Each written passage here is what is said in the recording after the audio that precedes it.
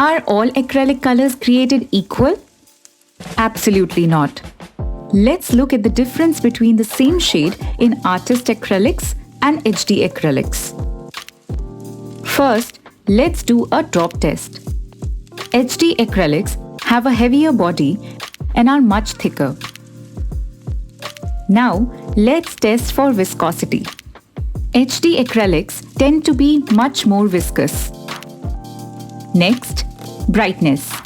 HD acrylics deposit a high density of pigments on a canvas and tend to be brighter.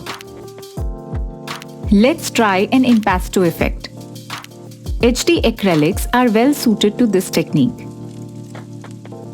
And finally, strokes.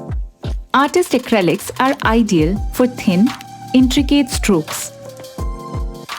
As you can see, each has its own superpower, but they are both powerful. Pick one over the other for a desired effect, or combine both to create a contrast.